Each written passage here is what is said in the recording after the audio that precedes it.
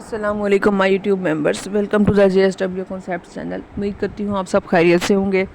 अपने previous lecture में हम लोगों ने 9th क्लास की केमिस्ट्री का चैप्टर नंबर 4 स्टार्ट किया हुआ था और जो टॉपिक हमने डिस्कस किया था that was about polar and non polar covalent bond. Today our topic of discussion is metallic bond. Metallic bond क्या होता है? Metallic bond is defined as a bond formed between metal atoms due to mobile और free electrons. अब metal atoms के दरमियान में जो bond बनता है ड्यू टू मोबाइल या फ्री इलेक्ट्रॉन्स, उसको हम बोलते हैं metallic bond. The different properties shown bye metals such as high boiling and melting points, good conductance of heat and electricity, hard and heavy nature suggest existence of different types of chemical bond between atoms of metal। अब metal की properties उन्होंने बताई हैं कि metal की high melting और boiling points होते हैं, इनकी हीट और इलेक्ट्रिसिटी की कंडक्टेंस अच्छी होती है, ये हार्ड होते हैं और हैवी नेचर के होते हैं। इनकी वजह से different types of chemical bonds बनते हैं मेटल्स के दरमियान में। In case of metals the hold of nucleus over the outer most electrons is week because of large size atoms and greater number of shells in between nucleus and valence electrons. अब वो बात कर रहे हैं कि metals में number of shells बहुत ज़्यादा होते हैं, उसकी वजह से न्यूक्लियस और आउटर मोस्ट इलेक्ट्रॉन्स के दरमियान जो फोर्सेस ऑफ अट्रैक्शन होती हैं वो वीक होती हैं, कम होती हैं। Furthermore because of low ionization potentials metals have the tendency to lose their outermost electrons very easily. अब मेटल्स का आयोनाइजेशन पोटेंशियल भी कम होता है, आयोनाइजेशन एनर्जी कम होती है, इसी वजह से उनमें इलेक्ट्रॉन्स को निकालना बहुत आसान होता है। Resultantly, these loose or free electrons of all the metal atoms move freely in space between the atoms of a metal। अब मेटल के एटम्स के दरमियान जो फ्री स्पेसिस होती हैं उनमें वो इलेक्ट्रॉन्स फ्रीली मूव करते हैं, इजीली मूव करते हैं, मोबाइल इलेक्ट्रॉन्स होते हैं। None of these electrons is attach to any particular atom. इनमें से कोई भी इलेक्ट्रॉन जो है वो किसी एटम के साथ अटैच नहीं हुआ होता, बल्कि फ्रीली मूव करता है। Either they belong to a common pool or they belong to all the atoms of that metal। अब ये जो फ्री इलेक्ट्रॉन्स होते हैं या तो एक पूल के अंदर होते हैं या फिर उस मेटल के एटम्स के सारे एटम्स से बिलोंग करते हैं। Nuclei of metal atoms appear submerged in sea of these free mobile electrons. देखने में ऐसा लगता है कि मेटल एटम का जो न्यूक्लियस है वो इन फ्री या मोबाइल इलेक्ट्रॉन्स के अंदर सबमर्ज हुआ है, डूबा हुआ है। These mobile electrons are responsible for holding the atoms of metals together, forming a metallic bond। यही free electrons जो हैं वो मेटल के एटम्स के दरमियान मेटल के एटम्स को आपस में जोड़े रखते हैं और जो बॉन्ड बनाते हैं उसको हम बोलते हैं मेटेलिक बॉन्ड।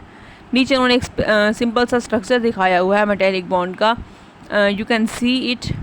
इसमें फ्री और मोबाइल इलेक्ट्रॉन्स जो हैं वो सारे के सारे एक ना पूल टाइप बना हुआ है, जैसे तालाब होता है। नेक्स्ट हमारे पास हैं intermolecular forces. Intermolecular forces different types की होती हैं। मेन उन्होंने यहाँ पर हाइड्रोजन बॉन्डिंग को डिस्कस किया है और डाइपोल डाइपोल इंटरेक्शंस को डिस्कस किया है। गो थ्रू कर लेते हैं एक बार। Intermolecular forces, the forces that hold atoms in a compound are called chemical bond. Chemical bond एक कंपाउंड के अंदर जो एटम्स को आपस में जोड़े रखती हैं फोर्सेस, उनको हम बोलते हैं chemical bond. In addition to this strong bonding forces, relatively weak forces also exist in between the molecules which are called intermolecular forces। अब strong binding forces जो तो केमिकल्स को आपस में बॉन्ड बनाने में हेल्प आउट करती हैं, वो फोर्सेस तो बहुत स्ट्रॉन्ग होती हैं, उनको हम केमिकल बॉन्ड बोलते हैं। वो कह रहे हैं इसके अलावा कुछ वीक फोर्सेस भी होती हैं जिसको हम इंटरमॉलिक्यूलर फोर्सेस बोलते हैं। जैसे कि अब उन्होंने नीचे दिखाया है HCl के दरमियान में कि अगर 2 से 3 HCl के मॉलिक्यूल्स आपस में अटैच हुए हुए हैं तो जो H और हाइड्रोजन और क्लोरीन के दरमियान में बॉन्ड होगा वो केमिकल बॉन्ड होगा, और 2 हाइड्रोजन क्लोराइड 2 HCl के दरमियान में जो फोर्सेस होंगी वो इंटरमॉलिक्यूलर फोर्सेस होंगी। It requires about 17 kilojoule energy to break these intermolecular forces between 1 mole of liquid hydrogen chloride molecule to convert it into gas। अब हाइड्रोजन क्लोराइड लिक्विड होता है, इसको अगर हमने गैस में कन्वर्ट करना हो तो 17 किलो जाउल एनर्जी हमें रिक्वायर्ड होती है, जबकि 430 किलो जाउल एनर्जी रिक्वायर होती है to break the chemical bond between the hydrogen and chlorine. और हाइड्रोजन और क्लोरीन एटम के बॉन्ड दरमियानी बॉन्ड को आपस में तोड़ने के लिए जो एनर्जी रिक्वायर्ड होगी वो 430 होगी, वो बहुत ज़्यादा होगी। नेक्स्ट उन्होंने डाइपोल डाइपोल इंटरेक्शंस के बारे में बात की है। All intermolecular forces which are collectively called van der Waals forces are electrical in nature. सारी की सारी इंटरमोलिकुलर फोर्सेस को हम वैन डर वाल्स फोर्सेस का नाम देते हैं और ये इलेक्ट्रिकल इन नेचर होती हैं। They result from the direction of oppositely charges which may be temporary और परमानेंट। अब ये जो इंटरमोलिकुलर फोर्सेस होती हैं वो आपस में ऑपोजिट चार्जेस की अट्रैक्शन से बनती हैं। ये टेम्परेरी भी हो सकती हैं और परमानेंट भी हो सकती हैं। The unequal sharing of electrons between two different atoms make one end of molecule slightly positive और अदर एंड स्लाइटली इलेक्ट्रोनेगेटिव। अब हमने ऊपर पढ़ा था कि अगर इलेक्ट्रॉन्स की अनइक्वल शेयरिंग हो तो उस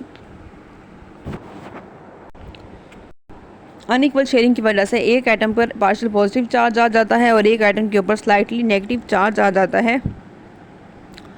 जो एटम ज़्यादा इलेक्ट्रोनेगेटिव होगा वो दूसरे एटम से इलेक्ट्रॉन को अट्रैक्ट कर लेता है। जैसे उन्होंने H और Cl की एग्जांपल दिया है, तो हाइड्रोजन के ऊपर पार्शियल पॉजिटिवली चार्ज और क्लोरीन के ऊपर partial negative charge. When partial positive and partial negative charges exist at different positions in a molecule, the adjacent molecule will arrange themselves in such a way that negative end of one molecule come near to positive end of other molecule. जब एक molecule के अंदर partial और negative charges different positions पर होते हैं तो वो आपस में एक दूसरे को इस तरह से आपस में अरेंज हो जाते हैं कि एक का पार्शियल नेगेटिव चार्ज और एक का पार्शियल पॉजिटिव चार्ज एक दूसरे के आमने सामने आ जाता है। It results in a net forces of attraction between oppositely charge ends of two adjacent molecules. तो इससे हमारे पास फोर्सेस ऑफ अट्रैक्शन डेवलप होती हैं ऑपोजिटली चार्ज आयंस के दरमियान में और उसको हम बोलते हैं डाइपोल डाइपोल इंटरेक्शंस। एग्जांपल उन्होंने दी है HCl की। नीचे आप देखें HCl में हाइड्रोजन और एक एटम एक मॉलिक्यूल का क्लोराइड आयन और एक मॉलिक्यूल की हाइड्रोजन के दरमियान में पार्शियल पॉजिटिव और पार्शियल नेगेटिव चार्जेस में जो अट्रैक्शंस डेवलप हुई हुई हैं उसको हम बोल रहे हैं डाइपोल डाइपोल इंटरेक्शंस। नेक्स्ट हमारे पास है hydrogen bonding. Hydrogen bonding is a special type of intermolecular forces present in the permanently polar molecules. ये हाइड्रोजन बॉन्डिंग हमारे पास पोलर मॉलिक्यूल्स के अंदर होती है। इसको हम यूनिक डाइपोल डाइपोल अट्रैक्शंस का नाम देते हैं। ये कब डेवलप होती हैं? एक एटम के दरमियान में जो इलेक्ट्रो पॉजिटिव होगा जैसा कि हाइड्रोजन और एक इलेक्ट्रो नेगेटिव एटम के दरमियान में जैसा कि नाइट्रोजन, ऑक्सीजन और fluorine. The covalent bonds between hydrogen atom and other atoms become polar enough to create a partial positive and hydrogen and partial negative on the other atom. जब आपस में ये मिलेंगे इलेक्ट्रोनेगेटिविटी के डिफरेंस वाले molecules तो hydrogen के ऊपर पार्शियल पॉजिटिव चार्ज आ जाएगा क्योंकि वो स्मॉल साइज़ होता है और हाई पार्शियल पॉजिटिव चार्ज होगा उसके ऊपर, और जो दूसरा एटम होगा वो हाई इलेक्ट्रोनेगेटिव होगा। तो जो पार्शियल पॉजिटिव हाइड्रोजन और दूसरे मॉलिक्यूल का पार्शियल नेगेटिव चार्ज एटम जो होगा उनके दरमियान जो बॉन्ड बनेगा उसको बोलेंगे हाइड्रोजन बॉन्डिंग। इसको हम डॉटेड लाइन से शो करते हैं। नीचे उन्होंने HOH और दो HOH के दरमियान जो डॉट्स दिखाए हुए हैं वो उसको बोलेंगे hydrogen bonding. Hydrogen bonding affects the physical properties of the molecules. ये मॉलिक्यूल्स की फ़िज़िकल प्रॉपर्टीज़ को इफ़ेक्ट करती है। इसकी वजह से बॉइलिंग पॉइंट ख़ास तौर पे इफ़ेक्ट होते हैं। बॉइलिंग पॉइंट हाइड्रोजन बॉन्डिंग की वजह से बहुत ज़्यादा हो जाते हैं। वाटर का बॉइलिंग पॉइंट 100 होता है, अल्कोहल का 78 होता है क्योंकि अल्कोहल में हाइड्रोजन बॉन्डिंग नहीं होती या बहुत वीक होती है, जबकि वाटर में हमारे पास हाइड्रोजन बॉन्डिंग होती है।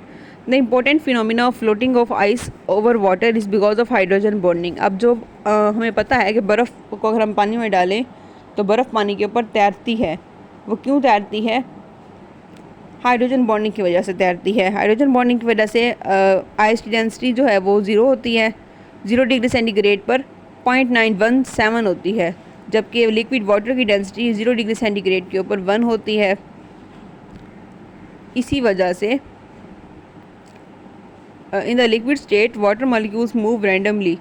लिक्विड स्टेट में वाटर के मॉलिक्यूल्स रैंडमली मूव करते हैं। जब वाटर फ्रीज हो जाता है तो molecules arrange themselves in an ordered form that gives them an open structure.